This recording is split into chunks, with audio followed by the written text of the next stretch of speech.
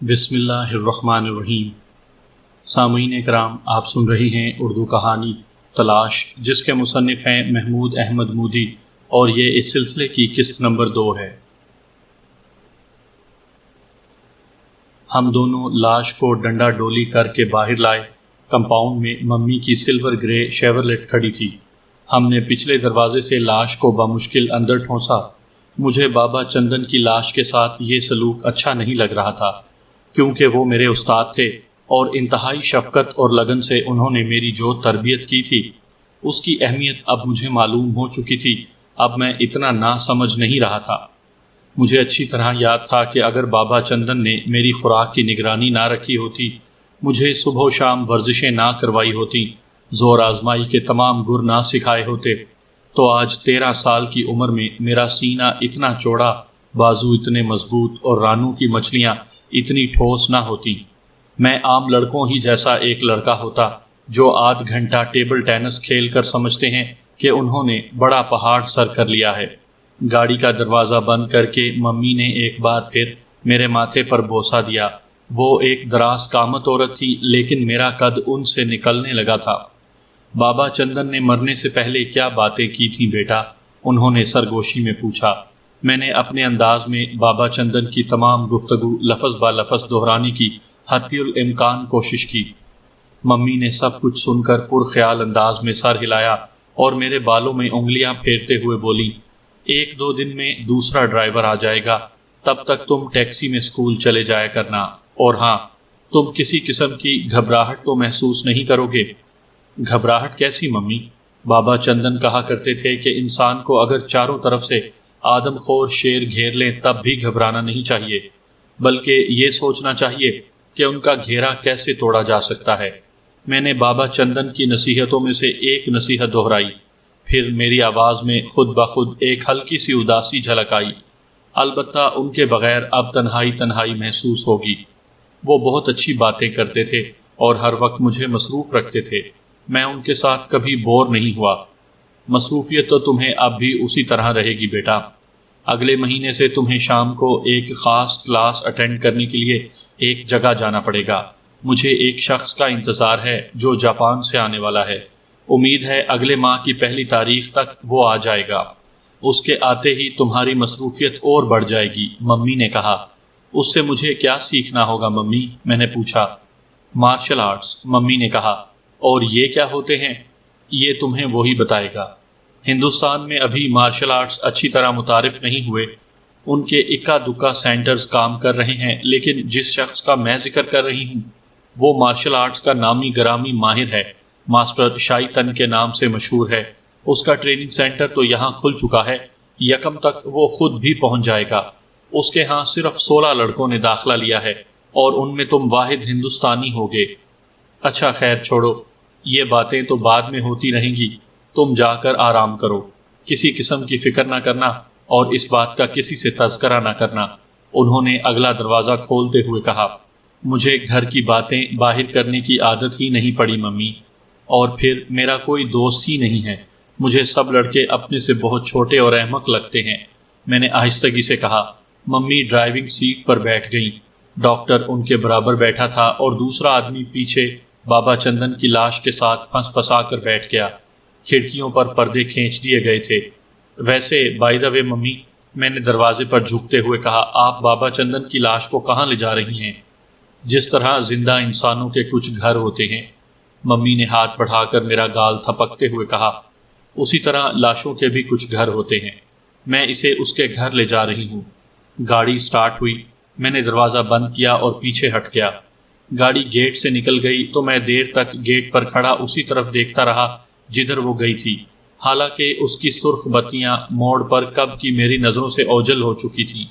ایک گہری سانس لے کر میں نے اپنے دونوں ہاتھ پتلون پر رگڑ کر صاف کیے اور گیٹ بند کر کے واپس آ گیا۔ گورنس شیلا برآمدے میں کھڑی تھی۔ اس کے بال اب بھی بکھرے ہوئے تھے، جنہیں کنگھی کرنے کا اسے موقع نہیں ملا تھا۔ اس کا چہرہ اب بھی زرد تھا۔ تمہیں ڈر نہیں لگ رہا منصور؟ اس نے سر تاپا میرا جائزہ لیتے ہوئے عجیب سے لہجے میں پوچھا۔ کس بات کا ڈر؟ میں نے قدرے حیرت سے پوچھا، کیونکہ مجھے آج تک بتایا ہی نہیں گیا تھا کہ ایسے موقعوں پر خوف زدہ ہوا جاتا ہے۔ بابا چندن کہا کرتے تھے، ڈرنا صرف عورتوں کی عادت ہوتی ہے۔ آج بابا چندن مر چکے تھے تو مجھے ان کی ایک ایک بات رہ رہ کر یاد آ رہی تھی۔ بابا چندن، گورنر شیلا نے ایک گہری سانس لے کر کہا، اور دور فضا کی تاریکی میں نہ جانے کس غیر مرئی چیز کو گھورتے ہوئے کھوئے کھوئے لہجے میں بولی، وہ ایک بے مثال انسان تھے۔ ایک احسان کا بدلہ چکانے میں اس نے جس طرح عمر گزار دی، یہ انہی کا کام تھا۔ وہ احسان کیا تھا آنٹی شیلا، اور کس نے کیا تھا؟ میں نے پوچھا۔ یہ ایک لمبی کہانی ہے جو کبھی تمہاری ممی تمہیں سنائیں گی۔ اب تم کپڑے بدلو اور سو جاؤ۔ اس نے گھڑی دیکھتے ہوئے کہا، آج تمہیں بیڈ پر جانے میں 1 گھنٹے کی تاخیر ہو گئی ہے۔ میں خاموشی سے اپنے کمرے میں چلا گیا اور کپڑے بدل کر سو گیا۔ دوسرے دن میں ٹیکسی میں اسکول گیا۔ تیسرے دن ایک ڈرائیور آ گیا اور زندگی ایک بار پھر اسی یکسانیت اور سکون سے گزرنے لگی۔ بابا چندن کی ناگہانی موت کا واقعہ اب یوں ہی یاد رہ گیا تھا، گویا کسی پرسکون جھیل میں ایک کنکر گرا تھا، چند لہروں کے دائرے نمودار ہوئے تھے اور معدوم ہو گئے تھے۔ نیا ڈرائیور بس نرا ڈرائیور ہی تھا۔ یہ ایک بوڑھا سا عیسائی تھا۔ نام تو اس کا جوزف تھا، لیکن جب تک اسے باقاعدہ مسٹر جوزف کہہ کر نہ پکارا جاتا تب تک بات کا جواب نہیں دیتا تھا۔ بقول اسے اس کے لڑکوں کی آوارگی نے تباہ کر دیا تھا، ورنہ وہ ایک صاحب جائیداد اور متمول آدمی تھا، اور کسی زمانے میں بمبئی کے اونچے طبقوں کی پارٹیاں اس کے بغیر نامکمل ہوتی تھیں۔ جوزف میں بابا چندن جیسی کوئی بھی بات نہیں تھی۔ وہ نہ تو بابا چندن کی طرح سلاخیں مروڑ سکتا تھا اور نہ ہی ان کی طرح مگدر گھما سکتا تھا، بلکہ ہر روز صبح و شام مجھے اکھاڑے میں ورزش کرتے دیکھ کر وہ بے حد پریشان ہوا کرتا تھا۔ ارے بابا، تم یہ سب کس لیے کرتا ہے؟ وہ تشویش زدہ لہجے میں کہا کرتا۔ اتنی چھوٹی عمر میں تم اتنا مشقت کرتا، اپنی جان کو اتنا تکلیف دیتا، اتنا مضبوط بناتا، لیکن جب تم مر جائے گا تو مٹی میں اتنا شاندار جسم کو کیڑا مکوڑا کھا جائے گا۔ میں ٹھیک بولتا ہوں نا؟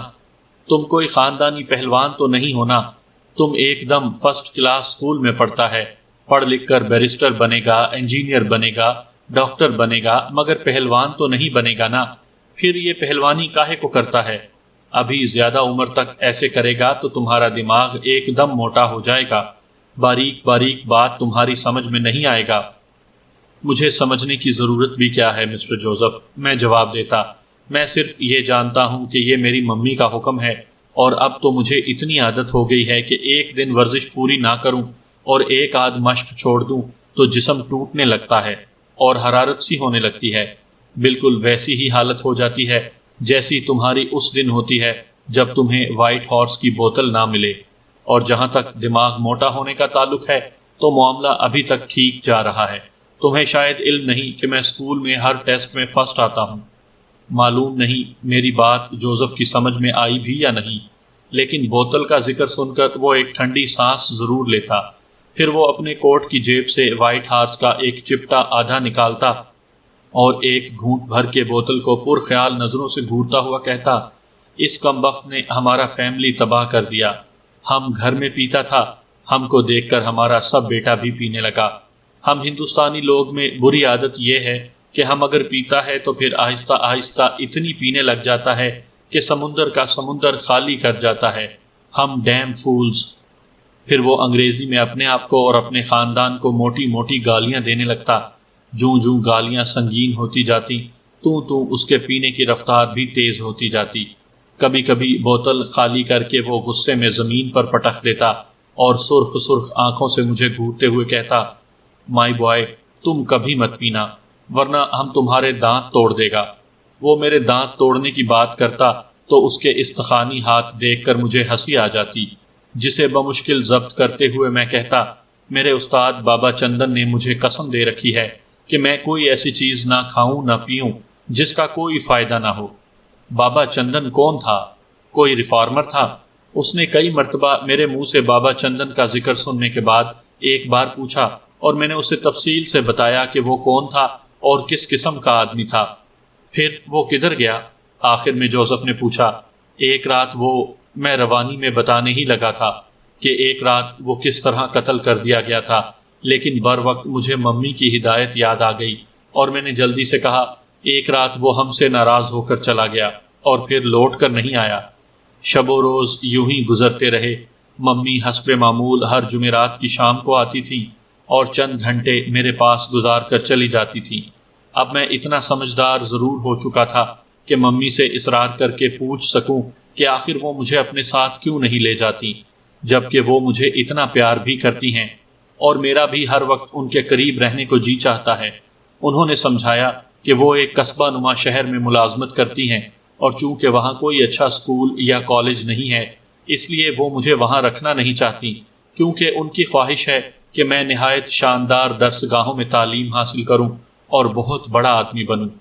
ملازمت وہ اس لیے چھوڑنا نہیں چاہتی تھی کہ وہ کوئی معمولی ملازمت نہیں تھی اور انہیں بہت بھاری تنخواہ ملتی تھی، جس سے وہ اپنا اور میرا اعلیٰ معیار زندگی قائم رکھ سکتی تھیں۔ اور پھر چونکہ میرے والد کا میرے ہوش سنبھالنے سے پہلے ہی انتقال ہو چکا تھا، اس لیے ہمارا کوئی اور ذریعہ گزر اوقات بھی نہیں تھا، چنانچہ وہ ملازمت کرنے پر مجبور تھیں۔ جب تم پڑھ لکھ کر بڑے آدمی بن جاؤ گے نا، ممی نے گویا چشم تصور سے مستقبل میں جھانکتے ہوئے کھوئے کھوئے سے لہجے میں کہا، اور مجھ سے بھی زیادہ کمانے لگو گے تو میں ملازمت ہی نہیں، دنیا کی ہر مصروفیت ترک کر دوں گی، بس پھر مرتے دم تک اپنے بیٹے کے پاس رہوں گی، ایک لمحے کے لیے بھی تمہیں تنہا نہیں چھوڑوں گی۔ ان کی شفاف نیل گوں آنکھوں پر لمبی پلکوں کی جھالریں ساکت تھیں اور وہ ہوا میں نہ جانے کس غیر مرئی چیز کو گھور رہی تھیں۔ سفید چادر کے حلقے میں گھرا ہوا ان کا ملکوتی چہرہ آخر شب کے چاند کی طرح روشن مگر کچھ زرد سا تھا۔ کبھی کبھی وہ یوں ہی تھکی تھکی سی نظر آنے لگتی تھیں، اور اب مجھے معلوم ہو چکا تھا کہ ان کی یہ تھکن بے سبب نہیں ہوتی تھی۔ ملازمت میں انہیں نہ جانے کتنی محنت کرنی پڑتی تھی، اور پھر ہر ہفتے وہ خاصا طویل سفر کر کے مجھ سے ملنے آتی تھیں۔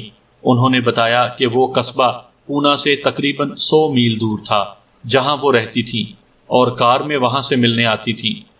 بابا چندن کے قتل کو تقریباً 1.5 ماہ گزر چکا تھا جب ایک شام جوزف نے بتایا کہ مجھے اس کے ساتھ ایک جگہ چلنا ہے۔ اسے ممی سے کچھ ہدایات ملی تھیں۔ میں تیار ہو کر اپنے کمرے سے نکلا تو وہ ایک بریف کیس اٹھائے برآمدے میں کھڑا تھا۔ بریف کیس اس نے کار میں پچھلی سیٹ پر رکھا اور ہم ایک انجانی منزل کی طرف روانہ ہو گئے۔ میں پوچھے بغیر نہ رہ سکا، ہم کہاں جا رہے ہیں مسٹر جوزف؟ ماسٹر شیطان کے پاس، اس نے جواب دیا۔ کل سے تم پر ایک اور بوجھ پڑنے والا ہے، تمہیں جوڈو کی کلاس اٹینڈ کرنے جانا ہوا کرے گا اور پھر کراٹے سیکھنا ہوگا۔ ہم تو حیران ہے کہ تمہارا ممی تم کو کیا بنانا مانگتا ہے۔ وہ مجھ کو بڑی مچھلی بنانا مانگتا، میں نے مسکرا کر جواب دیا۔ میں سمجھ گیا کہ ماسٹر شیطان سے جوزف کی مراد دراصل ماسٹر شائطن ہے، جس کا ممی نے مجھ سے تذکرہ کیا تھا۔ ہو، جوزف نے ایک بلند آہنگ کہکا لگایا، تمہارا ممی تم کو آدمی سے فش بنانا مانگتا؟ تقریباً 15 منٹ کے سفر کے بعد ہماری کار ایک ایسی کوٹھی کے پورچ میں داخل ہوئی جس کی 4 دیواری کاسنی کے پھولوں سے لدی بیلوں سے ڈھکی ہوئی تھی، اور ان بیلوں کے درمیان ایک جگہ سے ایک چھوٹا سا سائن بورڈ جھانک رہا تھا جس پر صرف مارشل آرٹس لکھا ہوا تھا۔ پورچ میں پہنچ کر میں نے دیکھا کہ کوٹھی کا لان غیر معمولی طور پر طویل و عریض اور سرسبز تھا اور باہر سے نظر نہیں آتا تھا۔ برآمدے میں پہنچ کر جوزف نے ایک جالی دار دروازے پر لگا ہوا کال بیل کا موٹا سا سفید بٹن دبا دیا، اور چند لمحے بعد دروازہ تھوڑا سا کھل گیا۔ چپٹی ناک والے ایک زرد رو اور پستہ قد آدمی نے باہر قدم رکھے بغیر سوالیہ نظروں سے ہماری طرف دیکھا۔ جوزف نے جیب سے ایک طے شدہ کاغذ نکال کر اس کی طرف بڑھایا اور انگریزی میں کہا، یہ ماسٹر شیطان کو دے دو۔ نام کا تلفظ اس نے اب بھی درست نہیں کیا تھا۔ پستہ قد آدمی جو غالباً جاپانی تھا اور جس کی عمر کا اندازہ لگانا خاصا مشکل تھا، ایک طرف کو ہٹ گیا اور اس کے سامنے سے گزر کر ہم اندر پہنچے تو اپنے آپ کو ایک وسیع مگر سادہ سی نشست گاہ میں پایا۔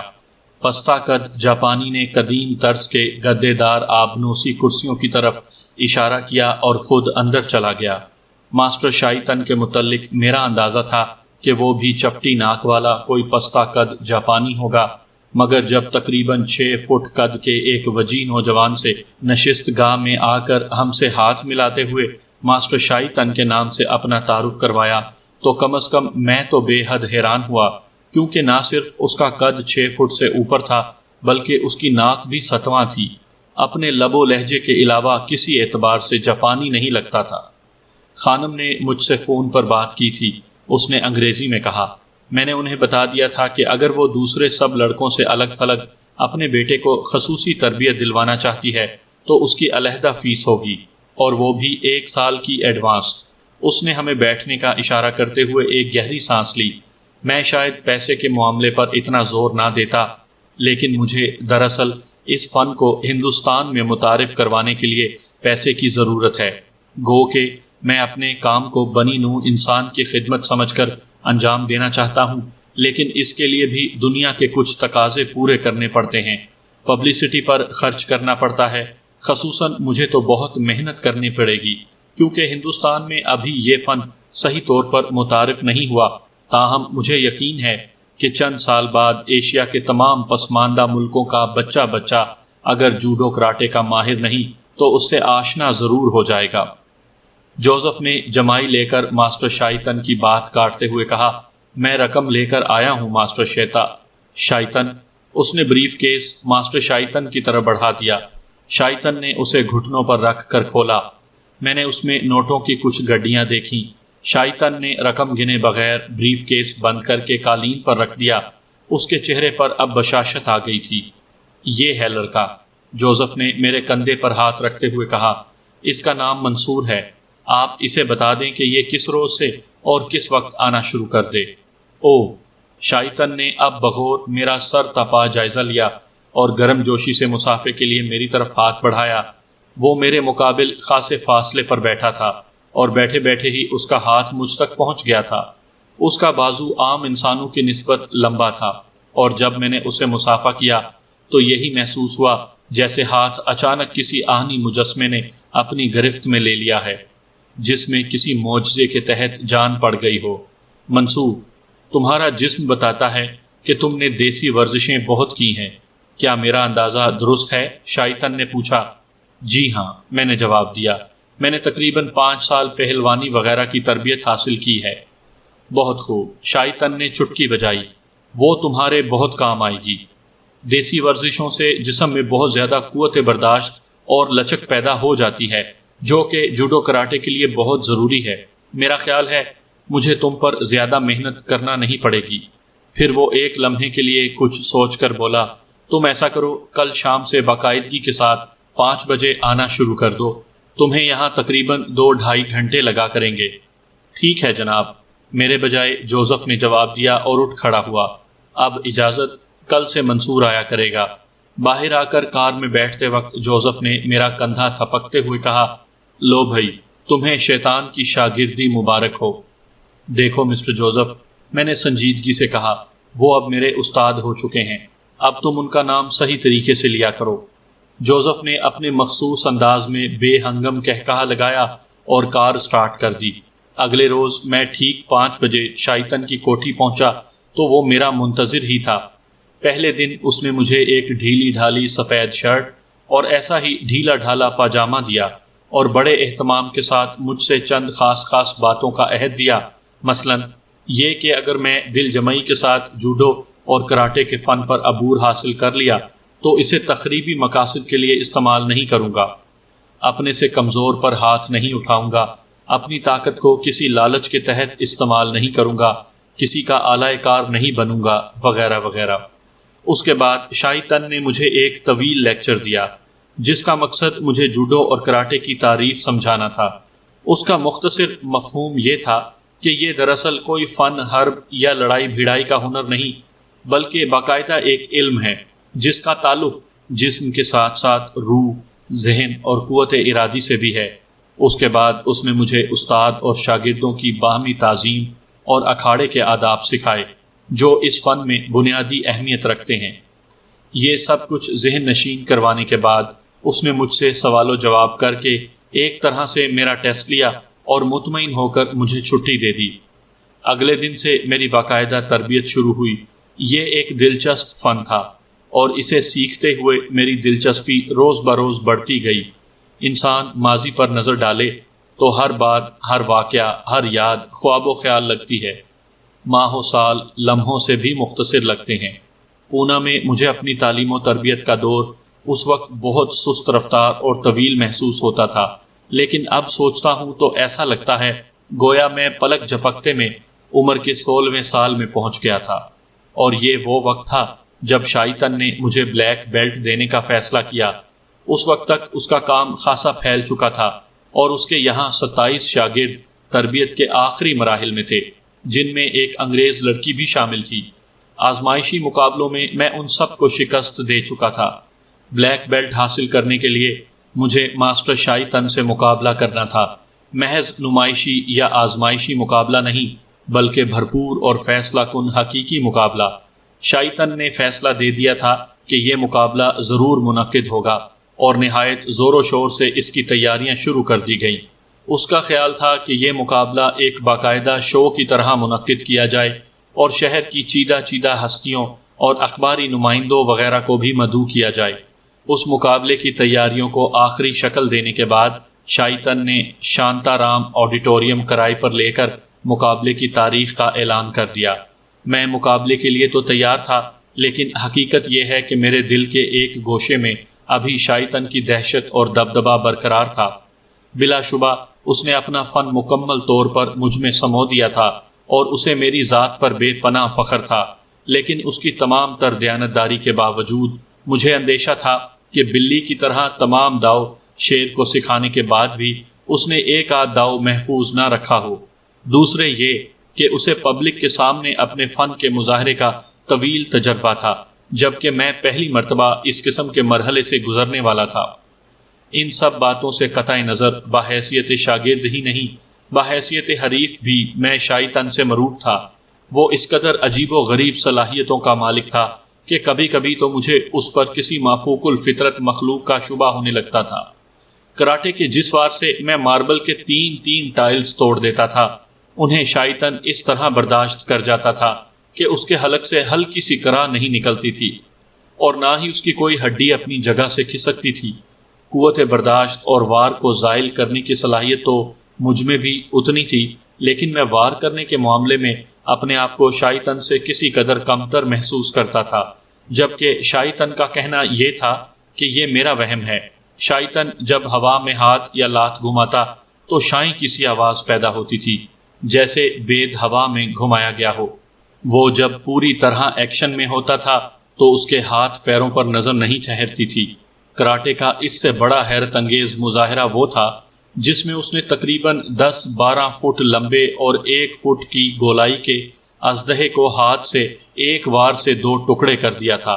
یہ مظاہرہ 1 ماہ قبل میں بھی کر چکا تھا۔ گویا اب ہر لحاظ سے میں اپنے استاد کا مد مقابل تھا۔ اس کے باوجود نہ جانے کیوں دل پر ہلکی سی مروبیت طاری تھی۔ بہرحال اس کا فیصلہ بھی اب آخری مقابلے میں ہو جانا تھا کہ یہ مروبیت میرے دل پر ہمیشہ مسلط رہے گی یا ختم ہو جائے گی۔ مقررہ تاریخ پر ہم صبح ہی شانتا رام آڈیٹوریم پہنچ گئے تھے اور خالی ہال کے سامنے اسٹیج پر اپنے مظاہروں کی ریہرسل کر رہے تھے۔ مقابلہ دیکھنے کے لیے شام کو ممی بھی آنے والی تھیں۔ دوپہر کو میں نے شائطن اور اس کے دیگر شاگردوں کے ساتھ ہلکا پھلکا کھانا کھایا اور ہم ریٹائرنگ روم میں سستانے لگے۔ شائطن ایک کاؤچ پر نیم دراز عجیب سی نظروں سے میری طرف دیکھ رہا تھا۔ منصور، تمہاری عمر صرف 16 سال ہے، چند لمحے بعد اس نے کہا۔ اگر مقابلے میں تم نے مجھے شکست دے دی تو اس کمسنی میں تمہیں بلیک بیلٹ مل جائے گا اور جوڈو کراٹے کی تاریخ میں بلا شبہ یہ ایک ریکارڈ ہوگا۔ لیکن یہ مت بھولنا کہ اس مقابلے میں میں تمہارے ساتھ کوئی رعایت نہیں کروں گا اور ذرا سی کوتاہی پر ہم دونوں میں سے کسی کی موت بھی واقع ہو سکتی ہے، جس کے لیے ہم ایک اقرار نامے پر بھی دستخط کر چکے ہیں۔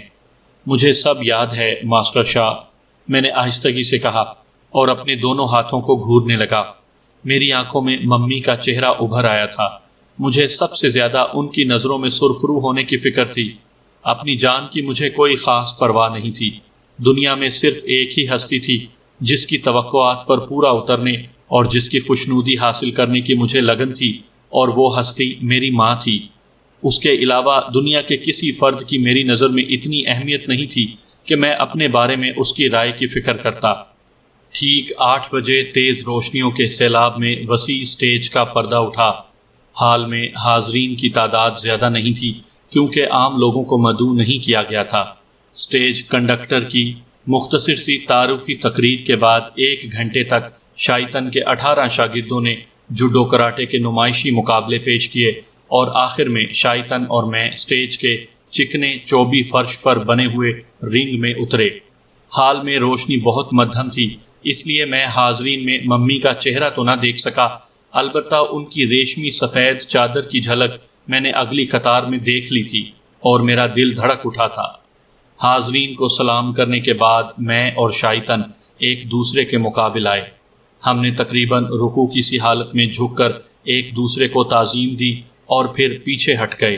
سٹیج کے عقب سے 2.5 فٹ لمبی 2 ٹھوس چھڑیاں ہماری طرف اچھالی گئیں۔ یہ چھڑیاں ہم دونوں نے اس طرح کیچ کی کہ ہمارے ہاتھوں میں آتے ہی یہ پنکھے کی پروں کی طرح تیزی سے گردش کرنے لگیں۔ اس دوران ہم ایک دوسرے کے سامنے چکر کاٹ کر نظروں ہی نظروں میں ایک دوسرے کو تولتے رہے۔ دفعتاً ہوا میں شائیں کی سی آواز پیدا ہوئی اور میں اچھل کر ایک طرف کو ہٹ گیا۔ نہ جانے کب شائطن کی چھڑی کی گردش رکی تھی اور کب اس نے وار کیا تھا، لیکن بہرحال مجھے اتنا اندازہ ہے کہ اگر چھڑی کی یہ ضرب میری کھوپڑی پر پڑی ہوتی تو اس طرح سر کے پرخچے اڑ جاتے جس طرح کئی من وزنی گرز سے وار کیا گیا ہو، اور یوں مقابلہ شروع ہونے سے پہلے ہی ختم ہو جاتا، کیونکہ چھڑی کے یہ کرتب تو در حقیقت صرف خون گرمانے کے لیے ابتدا میں دکھائے جاتے ہیں۔ میں نے بائیں طرف جھکتے ہی اپنی چھڑی سے شائطن کی پسلیوں پر وار کیا۔ شائطن نے نہ صرف میرا وار خالی کر دیا بلکہ اس نے چھڑی پر ہاتھ بھی ڈال دیا اور وہ میرے ہاتھ سے نکل گئی، لیکن ساتھ ہی میں نے اس کی کلائی پر کراٹے کا داؤ کودی گریس آزمایا اور چھڑی اس کے ہاتھ سے بھی نکل گئی۔ شائطن ایڑی کے بل گھوما اور الٹے رخ اس کی ٹانگ ہوا میں بلند ہوئی۔ میں پیچھے ہٹ چکا تھا، ورنہ یہ وار جسے چاکی کہا جاتا ہے میرے نرخرے کو کچی مٹی کے کھلونے کی طرح پچکا کر رکھ دیتا۔ اس سے پہلے کہ شائطن کا چہرہ میری طرف ہوتا، میں نے پوپ 4 کو آزمایا۔ یہ ایک سائیڈ کک تھی جس نے شائطن کو فضا میں اچھال دیا۔ وہ ہاتھوں کے بل چوبی فرش پر آیا اور اس سے پہلے کہ میں کوئی وار کر سکتا، وہ سپرنگ والے گڈے کی طرح سیدھا ہوا اور دونوں ہاتھ پھیلا کر میری طرف بڑھا۔ کراٹے کا وار کرنے سے پہلے اس نے میری ٹھوڑی پر ٹھوکر رسید کرنے کی کوشش کی جو میں نے ناکام بنا دی، لیکن بائیں کندھے پر پڑنے والے کراٹے کے ہاتھ سے میں اپنے آپ کو بچا نہ سکا۔ ایک ثانیے کے لیے مجھے محسوس ہوا کہ میری ہنسلی کی ہڈی اتر گئی ہے، لیکن اپنے آپ کو دوسرے وار سے بچاتے ہوئے میں نے جسم کو جھٹکا دیا اور دائیں ہاتھ سے پیان شان کو نامی داؤ مارا۔ تکلیف کے باعث شائطن کے پتلے پتلے ہونٹ بھینچ گئے اور آنکھیں گویا ابل پڑی۔ پھر حلق سے ایک مخصوص آواز نکال کر وہ ہوا میں اچھلا۔ اس کی ایک ٹانگ نے مجھے گھما دیا اور دوسری ایڑی پشت پر پڑی۔ یہ وار اچٹتا ہوا پڑا تھا، پھر بھی میری ریڑھ کی ہڈی کڑکڑا کر رہ گئی۔ میں نے ایک بار سانپ کی طرح جسم کو لہریا دے کر توازن قائم رکھنے کے ایک طریقے وائٹ کیوبی کی مدد سے اپنے آپ کو بچایا۔ اب میں نے فیصلہ کن وار کرنے کی ٹھانی۔ زٹ کی ایک زوردار چیخ کے ساتھ میں فضا میں بلند ہوا اور میرے چاروں ہاتھوں پیروں نے بیک وقت حرکت کی، لیکن میرا یہ وار مکمل نہ ہو سکا۔ شائطن کی ایڑی میری ناف سے ٹکرائی اور میں چت گرتے گرتے بچا۔ اپنے جسم کو کمان کی طرح موڑ کر میں ہاتھ پیروں کے بل گرا اور سیدھا ہوتے ہوتے لات گھمائی اور میری ایڑی کی ضرب شائطن کے سینے پر پڑی۔ میرے لیے یہ اندازہ کرنا مشکل نہیں تھا کہ اس کی کئی پسلیاں ٹوٹ گئی تھیں، مگر بلا شبہ وہ غضب کا آدمی تھا۔ سینے پر ہاتھ رکھ کر صرف ایک لمحے کے لیے جھکا، پھر فوراً ہی سیدھا ہو کر اس نے میرے کندھے پر کراٹے کا ہاتھ مارا۔ اس کے وار میں اب طاقت نہیں تھی۔ میری مدافعانہ کوشش کی وجہ سے وہ ہاتھ اچھٹتا ہوا میری پیشانی سے رگڑ کھاتا گزرا اور وہیں سے میری کھال پھٹ گئی۔ خون کی سرخ تہ نے ایک لمحے کے لیے میری آنکھوں کو ڈھانپ لیا۔ اگر شائطن کی پسلیاں نہ ٹوٹ چکی ہوتی تو اس لمحے وہ میرا کام تمام کر چکا ہوتا۔ میں نے بائیں ہاتھ سے خون پہنچا اور شائطن کی گردن پر کراٹے کا ہاتھ رسید کیا۔ کراٹے کے کسی معمولی کھلاڑی کی گردن اس وار سے ٹوٹ جاتی، لیکن میرا مقابلہ اپنے ہی استاد شائطن سے تھا جس کا جسم فولاد سے کم نہیں تھا۔ تاہم وہ گر ضرور گیا اور اس بار وہ پہلے کسی پھرتی سے نہیں اٹھ سکا تھا۔ میں نے اس کے نرخرے پر اس خاص انداز سے پاؤں رکھ دیا کہ اگر وہ ذرا بھی حرکت کرتا تو اس کا نرخرا کچلا جا سکتا تھا۔ اس نے چوبی فرش پر ہاتھ مار کر مخصوص اشارہ کیا، جس کا مطلب تھا کہ اس نے شکست تسلیم کر لی ہے۔ میں نے پاؤں اس کی گردن سے اٹھا لیا اور اس کا ہاتھ تھام کر اسے سیدھا کھڑا کیا۔ ہم دونوں نے ایک دوسرے کو تعظیم دی۔